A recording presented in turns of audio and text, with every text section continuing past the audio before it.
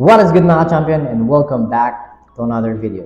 For today's video guys, I will share with you a past trade just yesterday coming from gold. Alright, so I'll explain to you step by step the process on how I capitalize a trade from gold using just market session timing as well as correlation. Right, so again, thank you so much to all my TFP VIP champion students all over the globe, subscribers, followers, and to all of my supporters. Alright, so without further ado, let's get straight to our charts. Alright, so sabi ko nga, no, I will explain to you guys how we manage to capitalize a trade from gold in correlation with dollar. So gold is quoted against dollar, so definitely they are inversely proportional with each other. So ibig sabihin yan, so kung ang dollar ay pataas, definitely gold ay pababa. In contrary, pagka naman weak ang dollar, that's an opportunity for us to take long position para sa gold, which happened dito sa trade na to, right? So kung makita nyo, I use market session as timing kung nasan ba ako sa current market during that time. So kung mapapansin nyo, meron ditong violet portion kung saan, yan yung timing kung saan nag-react yung ating dollar. So the dollar index is dito sa left side ko. So this is the DXY. So since in correlation with gold, so yung timing ng index reacting to the resistance level is yun yung reaction dun sa aking confluences wherein I managed to take a long position and capitalize from it. So explain ko sa inyo step by step ano yung naging thought process ko, at the same time yung exact entry kung saan ako pumasok. Right? Take note, I always incorporate yung aking multi-time frame analysis. Hence, nag-start muna ako sa 4 hours para tingnan ko ano yung nangyayari dito sa 4 hour natin sa index dito sa left side. So again, kung makita nyo, bago mangyari itong reaction na yan, kung makikita nyo, meron akong significant level of resistance dito sa past, which is itong structure na yan. So again, that's the timing na hinihintay ko na mag-react yung market doon sa resistance na yon, and that's the opportunity para makakuha ko ng long position sa gold. So okay, so aware tayo that the index is currently bullish during the time. Nevertheless, I'm already eyeing that it would react dito sa aking resistance. So now I'll explain step by step ano yung naging thought process ko dito sa aking gold trade. So take note, gold is one of the highest volatile markets. So definitely, what we want is just a short-term trade, and of course with proper risk management, and at the same time knowing yung inyong system rules as well as satisfying yung rules na yun, right? So ano yung naging thought process ko dito? So makita nyo, I started sa 4 hours. Nevertheless, I always incorporate multi-time frame analysis kasi if I were to look sa daily, kung makita nyo, di ba? Okay, this is the daily time frame. Gold is currently on an all-time high, which means, okay, we'll never know how long it would take for it to go up. But then again, recently, nagkaroon siya ng correction. So yung correction na yun yung naging daan para makuha tayo ng setup for us to take a long trade. Alright? So, since makita natin, wala akong masyadong structure dito sa daily in terms of short-term trade. So that's why I went down sa 4 hours para mas makakuha ko ng mas magandang view and how I managed to look for opportunity. Right? So I went down sa 4 hours. Okay? So again, ang tanong nyo lagi, dapat sa sarili nyo is, nasan yung current market? Where am I at the current market structure? So the current market structure was here. So which means, if I were to look at a glance, yung current market structure is sitting dito sa ating support level. Diba? Yan yung support level. Okay. So, significant yan dahil the market broke through that area at the same time, nag-react na siya from the past. So, we can consider that as a support level, lalo na pag nasa lower time frame tayo. Okay. So, again, the idea here is, habang yung area is nasa support, definitely, meron ng presence ng buyers. Okay. But take note, as a buyer, I don't want just to trade along with the crowd. So which means I have to look for confirmations satisfying system rules. Okay? So ngayon, may isa akong level which is support. Now I will plot my key level of resistance. So I will just use this candle high para maging resistance natin. Okay? This is my resistance. Tandaan nyo, resistance. Okay, yun yung resistance level natin. Take note of that. Alright? Okay? And then yung ating 4 hour support is here. Okay? So ngayon, the idea is simply, kung gusto ko mag-buy, I have to break the momentum sellers.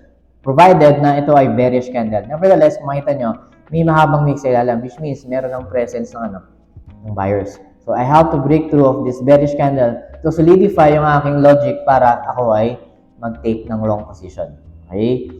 So, ginawa ko, since wala masyadong structure dito, I went down again to 1 hour para makakita tayo ng other clues para sa ating high probability trading position. Okay? So ngayon, kung makita nyo, diba, meron ng dalawang bullish candle. So definitely, magre-reflect yan din sa 4 hours kanina, kaya siya nagkaroon ng long wick sa ilalim. So ibig sabihin yan, meron ng pumapasok na buyers.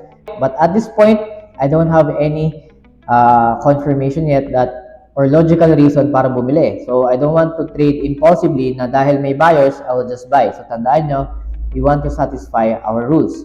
So my goal here is simply, kailangan mas makuha ko ng mga structure pa at magkaroon ako ng confluences to take a long position. So ang goal ko lang is mabasag to as of this point. So tingnan natin, I waited for the market to break through of this bearish candle para para ma-solidify nga yung logical reasoning, okay, before I take any trade. So even though meron akong space dyan to take a short-term trade, again, what I want is a timing in consideration dito sa ating index. Kung makita nyo, kinatsyempohan natin yung timing, kaya ang gusto ko is dyan ako gumagamit ng ating market session. Okay? So ngayon, ang market session during that time when I was analyzing this is nasa Asian session. So ibig sabihin yan, ang possible big move either is sa London or New York or even sa overlap. So doon ako ta-time. So ngayon, since wala pa akong confirmation, definitely it is not the right timing para ako ay bumili, right? Okay? So as it progress, so ang goal ko lang mabasag yan, I waited. Tandaan nyo, nangyari to sa isang araw lang, which means nangyari to yesterday, Friday, last day of the week. Okay, so ano nangyari dito?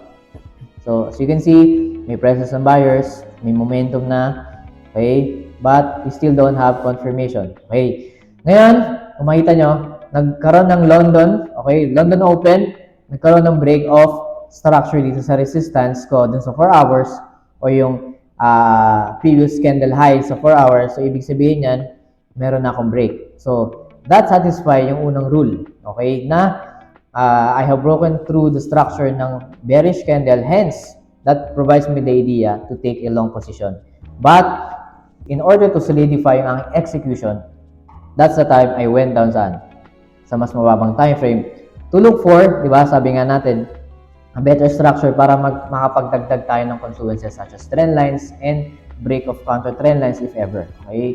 So I went down sa 5 minutes, my execution time frame, para lang makita ko ano yung clearer structural aspect nitong market na to. Okay? If I'm going to analyze, okay, nagkaroon tayo ng London Open, nagkaroon ng impulsive move. Okay? So ngayon, mas maganda yung structure dahil if I were to analyze this market, meron akong break of counter trend line resistance, which is ito, di ba? That's one confluence na nasatisfy. Second is I'm already above ng di ba? Ito yung unang rule na satisfy, nabasa ko yung counter trend resistance and horizontal resistance. So I am now at the broken resistance which would act as a support later on. So ibig sabihin yan, meron akong dalawa. So if I were to add another confluence which is valid naman is yung trend line. Diba? I can connect 2 points na provided this level. So which means, okay, my high probability trading area or zone is around here. Okay? So, ang goal ko lang, so yan na yung ating HPT, di ba? So, kung ma-visualize nyo. Okay? So, using just our basic, okay, beginner approach, TFP warrior system, I am now sitting on what? On a high probability trade setup. So, ibig sabihin, all I have to do is wait for the correction or pullback na punta siya sa aking, HPT. Right? So, I have satisfied alin. I must be, di ba, above daw nitong trend support, which kapag nag-react yan dito, is magmamatch yan doon. And I will be above nitong past resistance that will act now as a support, and nabasag mo na itong counter trend resistance, which means Ang iniintay ko na lang is mag-react siya dito sa aking HPT. Take note, yung reaction dito sa HPT is, yun nga yung reaction dun sa, saan? Dun sa resistance ng dollar index. Kaya meron siyang correlation. So again, if pataas or if mag-react yung dollar index dun sa resistance, meaning bababa siya, that's the time na possible tumaas to. Hence, dyan papasok yung market session timing. So again, alam ko nasa London session ako, but nevertheless, hindi pa rin nasa-satisfy yung aking system rule. So, I will not take any trade as of now hanggat hindi nagpupunta dito yung price. Okay? It's important to follow your system rules. So, tingnan natin ang nangyari. Okay? So again, I want the market to react sa resistance horizontal level na yan. Bakit? Yan yung weak doon saan? Yan yung weak doon sa 4-hour high nung candle na yan, na bearish candle. So, ngayon, not quite. I want to react dito kasi yan yung weak. Kailangan eksakto yan. Okay? See what happens. Okay, tumaas pa. So again, nagkaroon ng momentum, dumami na yung buyers, dumami na yung FOMO traders. But then again, we have to wait the right timing mag-react dun sa ating HPT zone. Okay, gusto natin dito sa area yan. Okay? Tandaan nyo, bakit to HPT? Kasi, in confluence, diba? Sabi ko nga, just a review, diba? I am above nitong trend support, horizontal support, and broken counter-trend resistance. So, meaning, ito yung area na tinutumbok ng confluences rules natin. Alright? So, tingnan natin ang nangyari. Okay? At this point, wala pang reaction. Okay? So, again, nangyayari to lahat sa loob ng London session, which means, kaya nagkaroon siya ng breakout dun sa bearish candle. Kasi, London session, lalo na yung overlap, but then again, dyan na nagpasukan yung additional traders, kaya lumakas yung galaw ng market. Okay?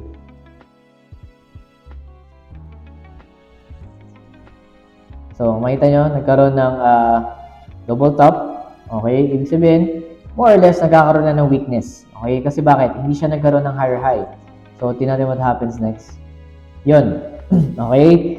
So, ito yung nangyari in timing dun saan? Sa reaction ng resistance dun saan? Sa ating DXY or dollar index. But nevertheless, okay, this is just an initial impulse or possibly merong high impact news causing this downward move. But kung makita nyo, if you are buying impulsively, so yung mga buyers dito, kung mapapansin nyo guys, yung mga bumili dito, okay, unang-una, bumili ka dito, most probably your stop loss will be here kasi gold yan, di ba? You cannot have a too much farther stop loss considering napakalaki ng napakalaking tips niyan. Okay? So, napaka-volatile. Definitely, it would take a higher risk kung napakalayo rin yung stop loss. So, most probably, yung mga traders na nandito, ang stop loss niya is below. Okay? So, yung mga nakasabay dito sa correction, which a false correction dahil hindi naman siya nag-react pa dito sa ating horizontal level. Kasi, etong horizontal level, yan yung eksaktong wick dun sa resistance ng bearish candle sa 4 hours. Okay? Kaya I didn't take any trade. So, yung mga nag-buy dito, most probably is the same level ng stop loss nila around here. So, again, as the market goes up, may mga presence again ng buyers.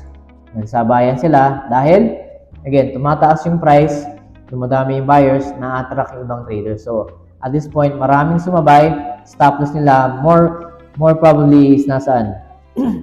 Around this area. Okay?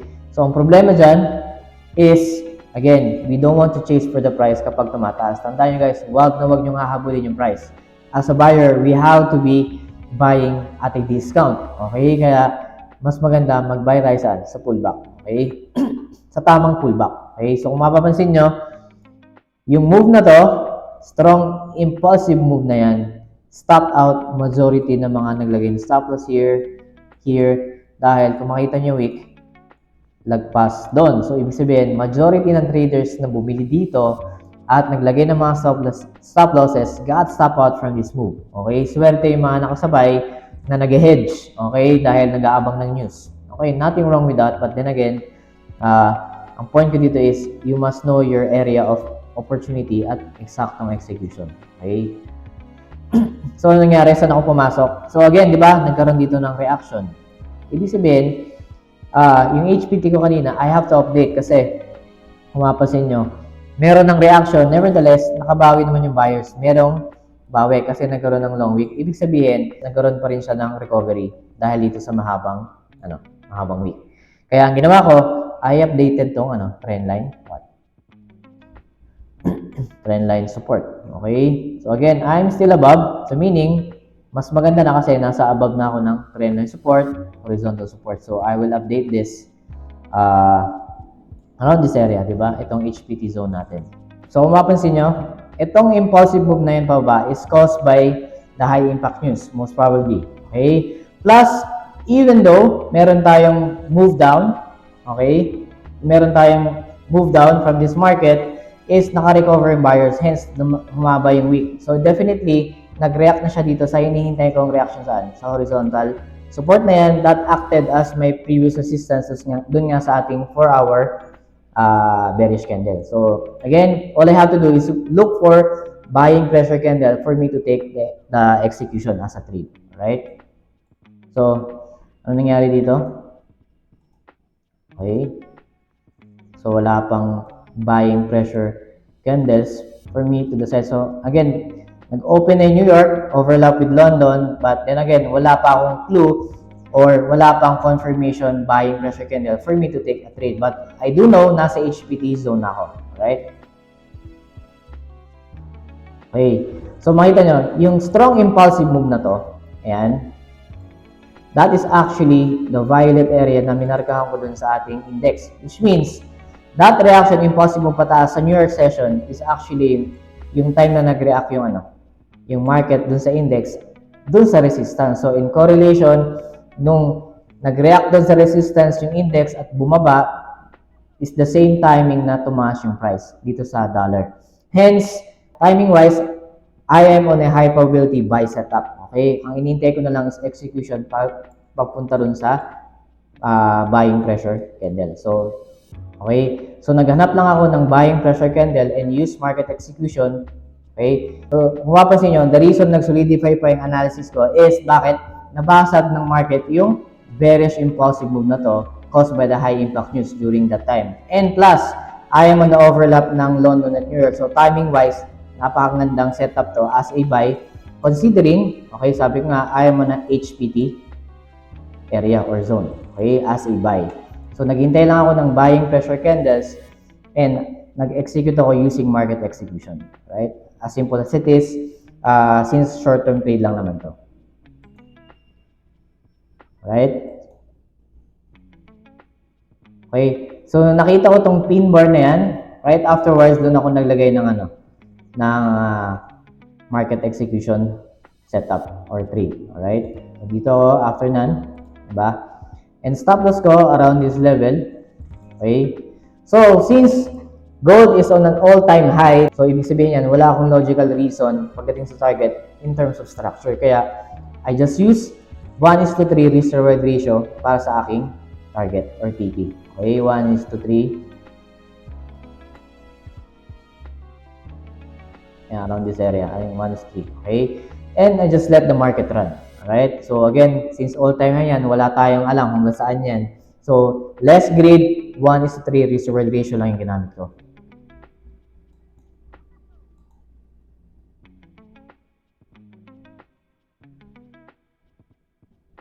Alright? So, I took profit around this area. Okay? Yan dito.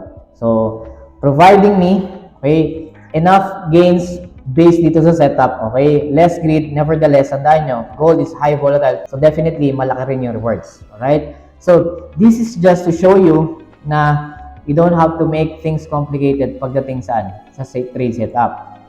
Just using our TFP warrior system, confluences, logic, at the same time, timing dito sa ating market session and in correlation sa index, we can look for an optimal trade. Okay? Again, this is just a lesson for you to show you na this is just a lesson para maintindihan nyo how I managed to capitalize on this trade at the same time ano yung mga ginawa kong steps at thought process. Alright? So again, I hope may nakuha na naman kayong value from this trade yesterday from gold. So again, that will be it for today. Thank you so much to all my TFP VIP champion students all over the globe, subscribers, followers, and sa lahat ng mga sumusuporta. Right? So again, God bless. Thank you all and see you all on the next videos. Bye-bye. So I just want to inform and announce that our TFE VIP champion student private Discord community is already up. And yeah, here we have several channels wherein we share our technical trading ideas among each other. And of course, we also have our weekly trade ideas para sa ating mga weekly forecast para sa mga currency pairs and some announcement section. And of course, since tayo ay global, of course, we have other students as well na galing sa mga ibang bansa overseas. So here we introduce ourselves and introduce kung saan tayo galing, sa bansa tayo ngayon, OFW man o hindi. But nevertheless, this is a healthy community para mag-share ng mga trading ideas para sa inyo guys. And hopefully, I will be putting up a server publicly para sa mga baguhan naman and those mga followers and subscribers natin. Alright? So yeah, this is just a minor announcement and hopefully guys, you can join us and make this community grow lalo na sa ating mga estudyante nag-aaral. Alright guys, so mga baguhan pa lang. But nevertheless, everyone here wants to learn, wants to make profit from the market, but as much as possible, we're all equal in the eyes of the market. Alright guys, so that would be it. So yun lang and thank you very much. Alright, bye-bye.